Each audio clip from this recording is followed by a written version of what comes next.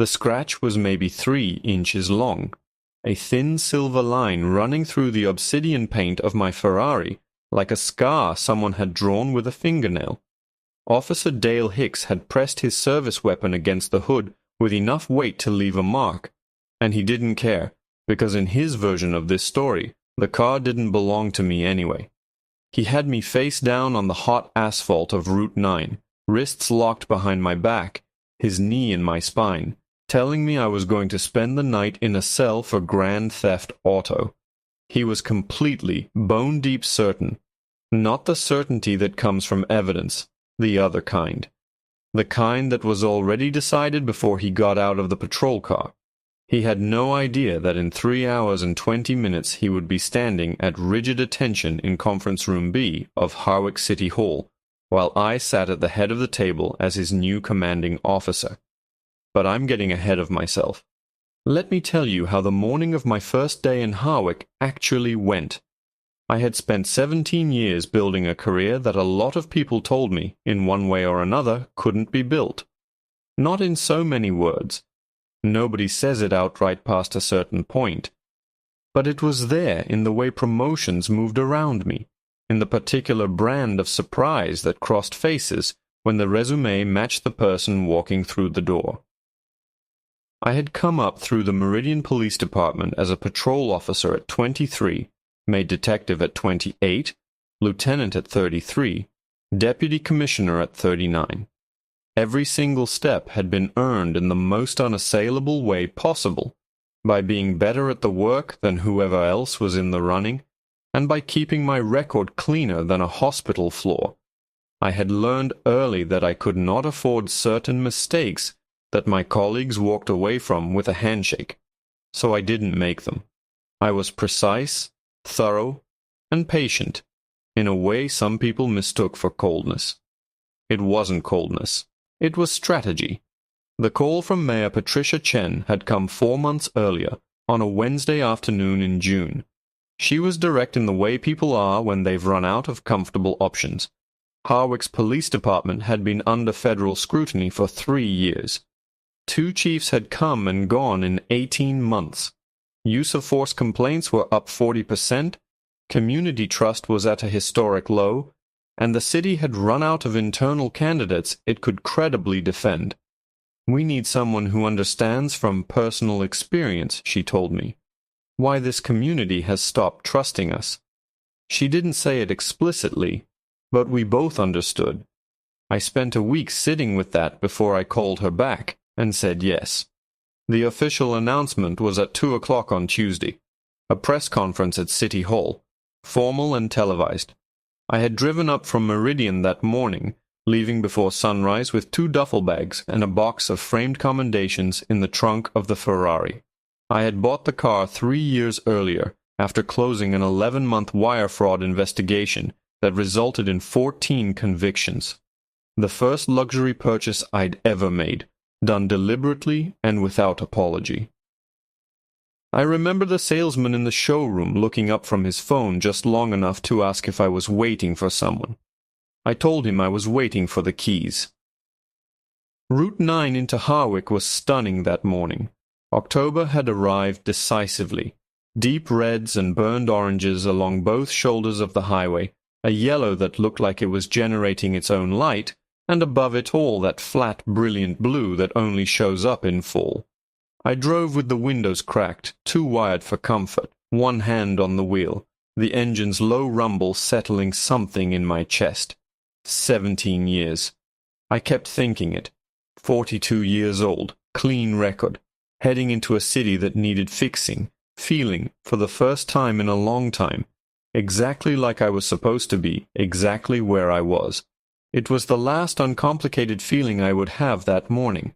The lights appeared in my mirror about 40 minutes into the drive, maybe 12 miles from the Harwick city limits. Blue and red, the familiar pulse. I felt the reflexive clench, that particular tightening that has nothing to do with guilt and everything to do with history, and pulled over immediately, smooth and unhurried, to the right shoulder just past a green mile marker. I cut the radio. Both hands on the wheel at 10 and 2, clearly visible. I knew the choreography.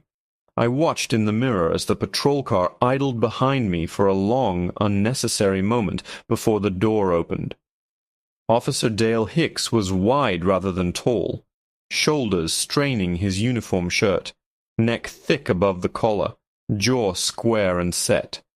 He walked with the deliberate pace of someone who wants you to understand that your time is not his concern. He came up on the driver's side, and I watched him in the mirror, and I saw the exact moment his eyes moved from the license plate to the car to me. Something in his face shifted, small, fast, below the level of conscious thought. A story being written before a single word was spoken. "License and registration," he said, before he'd even reached my window. No greeting, no reason for the stop, just the demand. "Of course, officer." I kept my hands visible as I reached for the glove compartment. "Can I ask what the reason for the stop was?" "License and registration." As if I hadn't spoken, I handed both over. He walked back to his patrol car. I sat with my hands on the wheel and watched the dashboard clock. 2 p.m. was the press conference. It was 10:43. I breathed slowly and waited. A second patrol car pulled in behind the first while I sat there. I hadn't heard it arrive. He was back at my window in 4 minutes, holding nothing.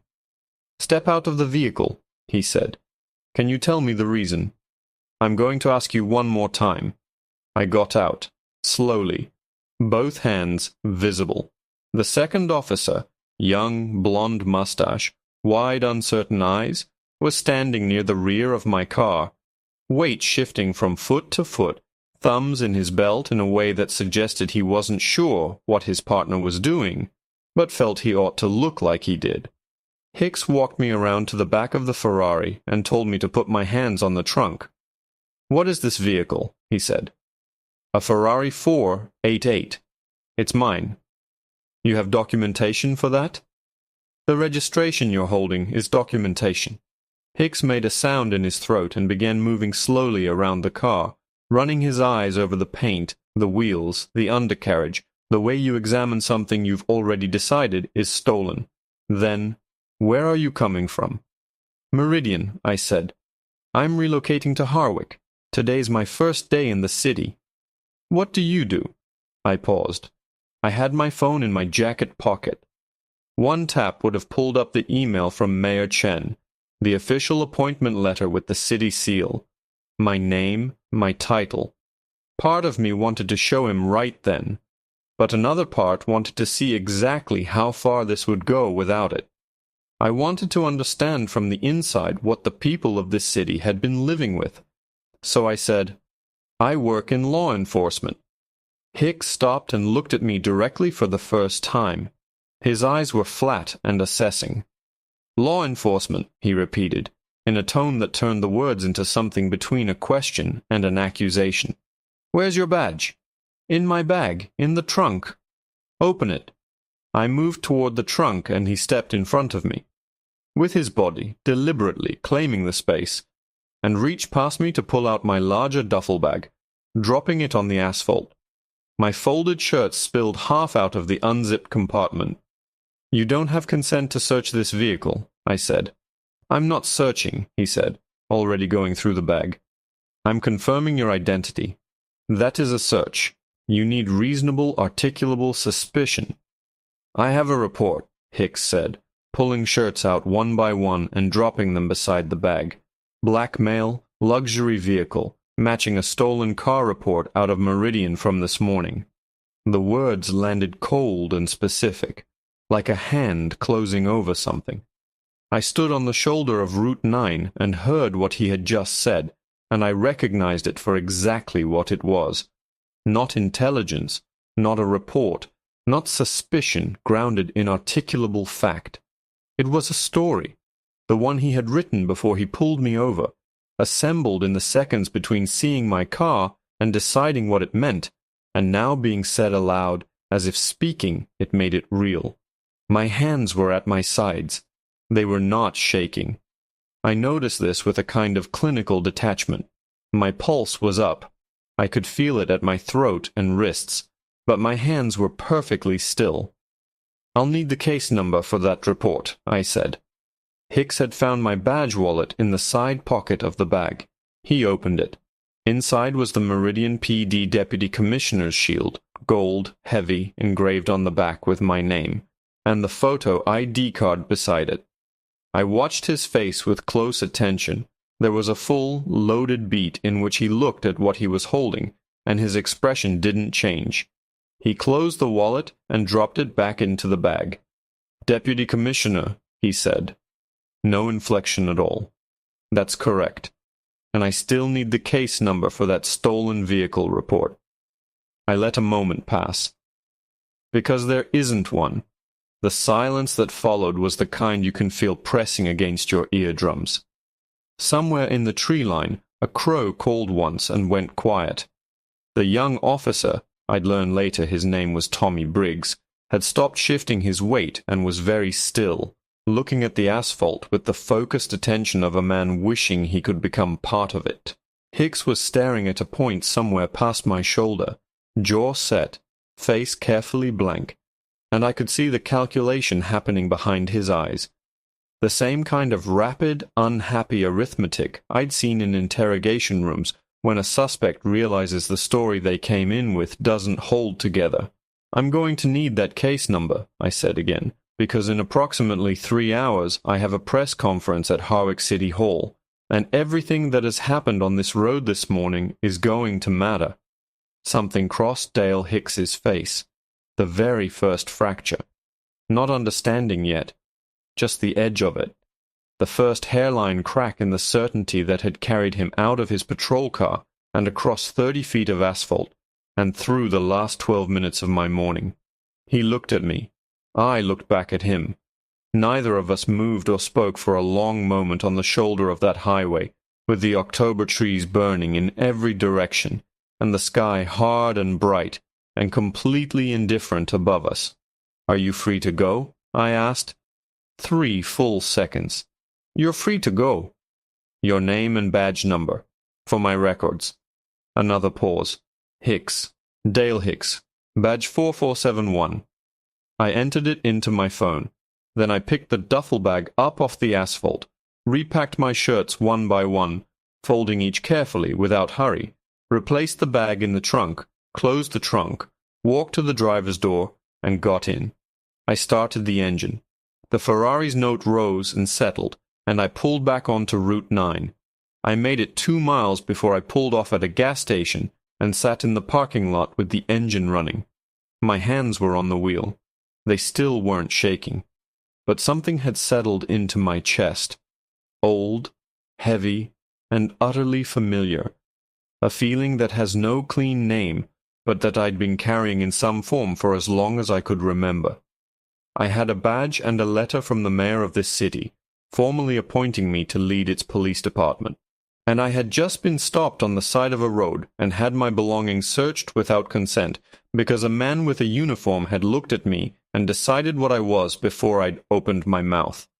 I sat with that. I let myself feel the full weight of it. Then I put the car in drive and made 3 phone calls. The first was to Captain Elaine Rodriguez, interim chief, administrative head, and the woman who had been carefully measuring me during every one of our pre-arrival calls. She picked up on the second ring and listened to the full account without interrupting. When I finished, the line was quiet for a moment. "I see," she said. "I'm sorry, Chief Webb." The title. First time anyone in Harwick had used it. It landed heavier than I expected. "Thank you, Captain. I'll need Hicks's dash cam footage and his full personnel file on my desk by end of business today. Documentation only, not a punishment conversation." "Understood," she said. The second call was to my attorney, Dana Holt. She listened, asked 3 precise questions, and said, "Document everything, and get me that dash cam footage." Then, when I mentioned I'd have department-level access to it by mid-afternoon. "Right. I keep forgetting." A short, genuine laugh. "Call me after the conference, Chief." The third call was to my father. Leonard Webb was 71, a retired history teacher, a man who never wasted words. He heard the account in silence, then asked, "Hands didn't shake?" "No, sir." "Good," he said. "Then, you know what you're going to do?" "I have some thoughts." "I raised you," he said, in a tone that settled like bedrock. "Go do your job right. That's the whole thing. And eat something before the press conference. You always look hollow when you haven't eaten." I bought coffee and a sandwich, ate in the parking lot, and got back on Route 9. The trees were still burning on both sides of the road, and the sky was still that hard, brilliant October blue, and I drove the last 30 miles into Harwick thinking about Dale Hicks, and what he represented, and about what I was about to walk into, and about the fact that the very first thing this city had shown me, before I had so much as found a parking spot, was the exact problem I had been hired to solve. City Hall was a broad stone-fronted building on the corner of Mason and Fifth, both the city and state flags on polished poles above the front steps. I parked in the rear lot and carried my box of commendations inside, where a young aide named James met me with a visitor's lanyard and led me upstairs to the conference room. Captain Rodriguez was waiting with 4 officers and the mayor's communications director. She extended her hand. "Chief Webb," she said. "Captain." I looked around the room. 6 faces, all calibrating at once. "Before we go downstairs," I said, "I want to make sure everyone in this room is aware of what happened on Route 9 this morning." And I told them. The room went very quiet. The communications director went pale. The red-haired sergeant looked at the table. Hicks's name settled into the air of the room like something with weight. "His personnel file and dash cam footage on my desk tonight," I said. "That's all for now." I picked up my portfolio and looked toward the door. "Let's go have a press conference." The press conference room on the ground floor of City Hall held 24 journalists, a row of council members, representatives from 3 community advocacy organizations, and a contingent of officers in dress uniform along the right wall. Camera lights made everything flat and bright. Mayor Patricia Chen shook my hand at the podium and said quietly, before stepping aside, "Glad you're here, Chief." I set my portfolio down and looked out at the room. I had prepared remarks, but I had rewritten them in my head 3 times on Route 9, and what I said wasn't entirely what I'd planned. I spoke for 11 minutes. I talked about community trust as an infrastructure problem, not a PR problem, not a feelings problem, but a structural failure with specific causes and specific remedies requiring specific work. I said, the residents of this city deserve a department that sees them as citizens first. That is not a complicated standard. It is, however, a demanding one, and starting today, it is the standard we will be measured against. I kept my voice even throughout. It wasn't difficult. What I didn't say, and wouldn't say publicly for another 48 hours, was that I had spent my first morning in Harwick face down on the asphalt of Route 9. I was right that Dale Hicks had watched the press conference. I was wrong about how he would respond. His first move, I learned later, was to call his union rep 14 minutes after it ended. His second was to go back to his patrol car and spend 23 minutes searching every database he had access to for anything he could find on me. Arrests, complaints, reprimands, disciplinary actions. He came up empty. But the search was logged, time-stamped, and flagged by the department's IT system as an unusual access pattern. That flag landed in Captain Rodriguez's inbox at 4:17, which is how she knew to bring it to me when she came to my temporary office at 4:45.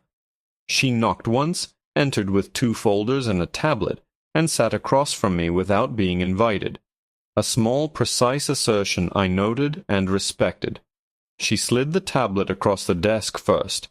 Dashcam footage from Hicks's unit, already queued to the stop. I watched it twice.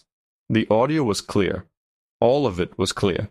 Then I opened the personnel file. 9 years with Harwick PD, 9 use of force incidents, 7 complaints, 3 sustained, 1 3-day suspension 18 months ago for detaining a 17-year-old boy outside a convenience store for 40 minutes on the basis of what the report called suspicious demeanor. The boy's father was a city councilman. Hicks had received the suspension, a letter of reprimand, and nothing else. No retraining, no reassignment, no enhanced supervision. The previous chief had signed off on it. The file had the particular quality of a department that had learned to manage liability without ever addressing cause. I closed it. "How many officers have files like this?" I asked. Rodriguez didn't look away. 12 I'd flagged for immediate review. Maybe 25 total with patterns worth examining. Out of how many sworn? 214.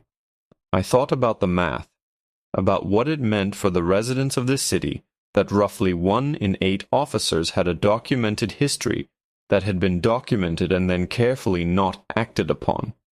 Full audit, I said. Every use of force incident from the last 5 years. Every complaint, sustained or not. I want the patents, not just the individual cases. And Hicks on administrative desk assignment starting tomorrow morning. Rodriguez nodded. He'll file a grievance. He's welcome to, I said. The footage will make interesting evidence. At the door she paused, back still turned. For what it's worth, Chief, a lot of people in this building are glad you're here. They just don't know yet whether they're allowed to say so.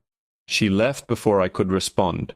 The union rep, a heavy-set man named Carver, was in my office the following afternoon. He settled into the chair across from mine with the practiced ease of someone who has had this kind of meeting before and expects to win it. My client acted within protocol, he said. He had information suggesting the vehicle might be stolen. He had no information, I said. He had an observation, a black man in a luxury car, and a story he told himself about what that meant. I set the tablet on the desk with the footage cued.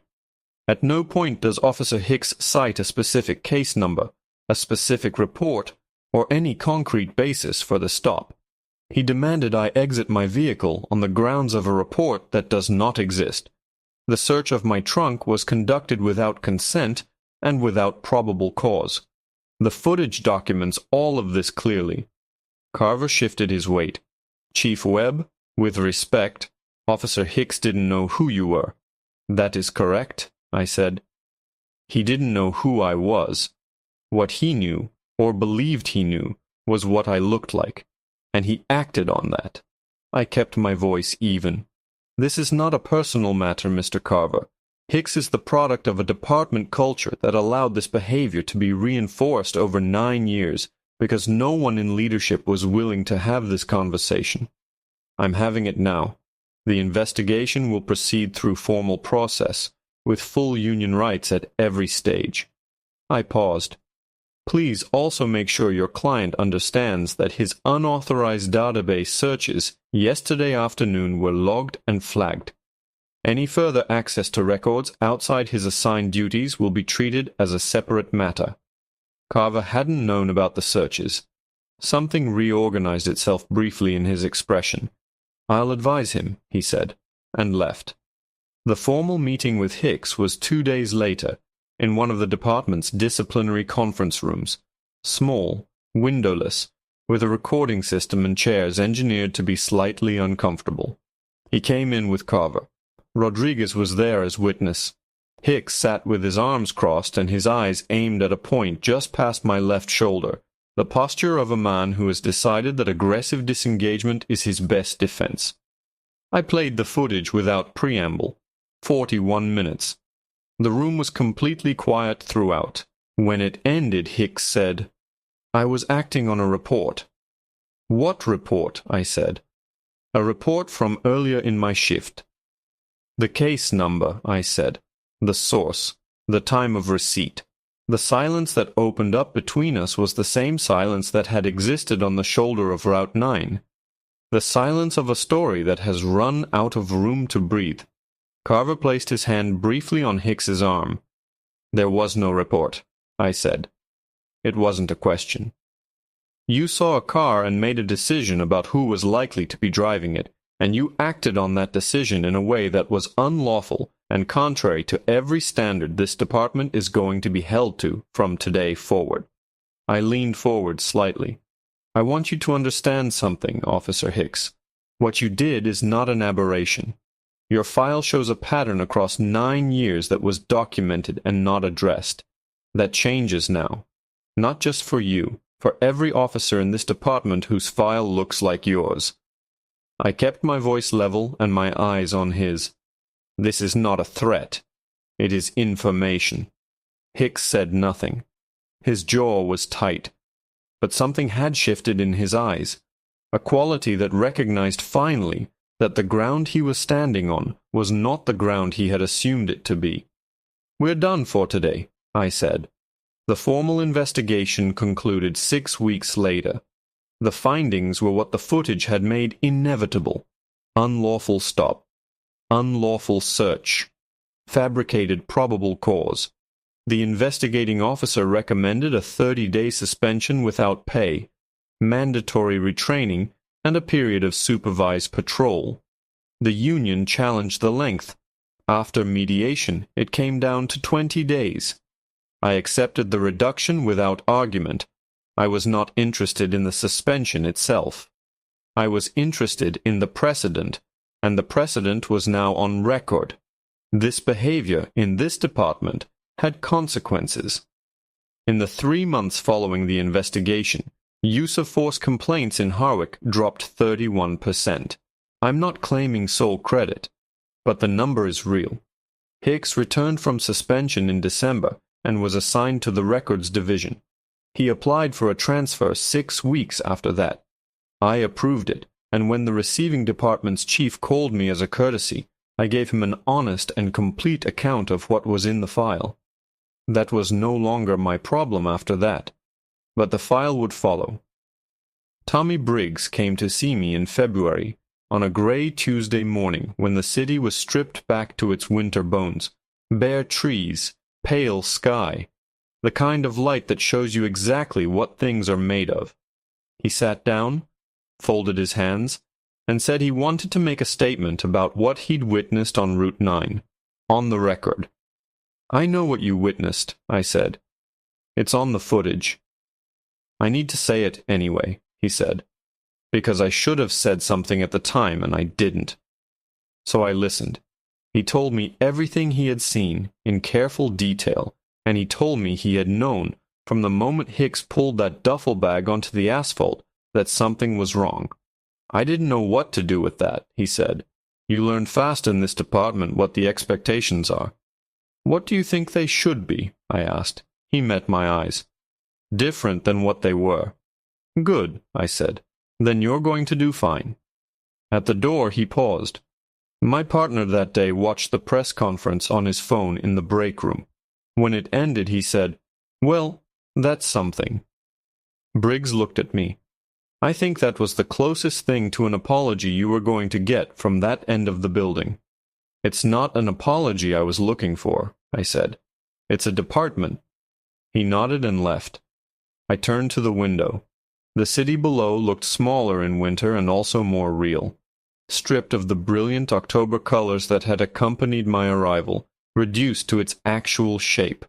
4 months in, 2 deputy chiefs replaced, 7 disciplinary proceedings initiated, the community advisory panel appointed, the 5-year audit underway, the training program being rebuilt from the curriculum up.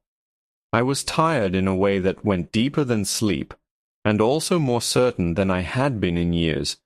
Not certain that everything would be fixed, but certain that the work was real and that I was the right person to do it. That was enough to stand on. On my desk, next to the commendations I had finally unpacked and hung, was a photograph my father had sent in January.